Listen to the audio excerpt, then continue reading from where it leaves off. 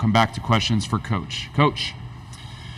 All right, obviously really proud of just how connected our team was on both sides of the ball. I thought we made some really good adjustments at halftime defensively. They're a really talented team. They have some veterans who are capable of having big nights and certainly really well coached. So we knew this was going to be a 40-minute game, that they were capable of going on big runs, but we wanted to stay aggressive, and I felt like our guys stayed together and they stayed aggressive for 40 minutes.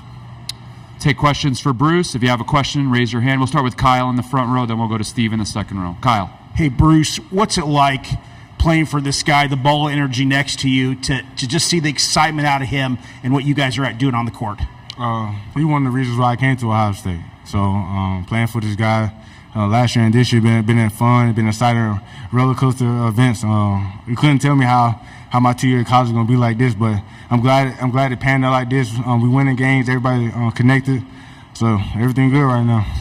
Steve.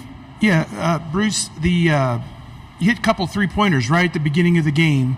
Just how good did that feel, and did that kind of put your mind at ease that it's going to be a good day? I don't know, just what's going through your mind when you're getting out early, I guess? It felt good, especially from last year. My first shot was an air ball.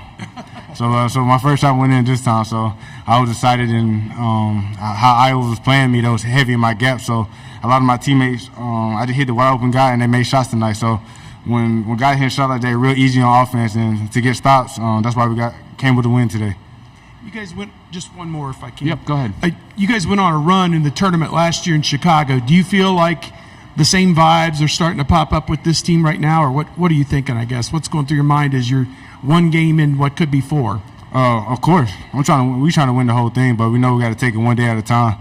So tomorrow we just got to go 1-0 again. We did it today. We had great preparation, great attention, and I walked through in the hotel. So tonight we're going to make sure we get our body a recovery, do the same thing tomorrow, go 1-0, and keep advancing. Other questions for Bruce? All right, Bruce, you can head back to the locker room. We'll continue with questions for Coach. We'll start with Kyle in the front row here on the left. Hey, Coach, you're the coach at The Ohio State University. You've got these guys playing at the highest level. What does that mean to you to lead these guys? You know, I haven't really spent a lot of time to step back and think about that, but when you put it that way, it's almost like living a dream right now. I think that the circumstances certainly are unfortunate. You know, Coach Holtman means so much to me personally, and he's had a great influence on me as a coach and as a person. But the easy part in this has been, you know, when I met with Gene Smith and we discussed kind of how to do this, he gave me great advice. He said, it's about the players. And so that's why I got into coaching, was to be able to connect with guys and help them grow both on and off the court. So that part was really easy and natural for me, and that's been my focus, serving our players and this program, which means so much to me and my family because of our family history with this program. That's been the focus. Steve in the second row.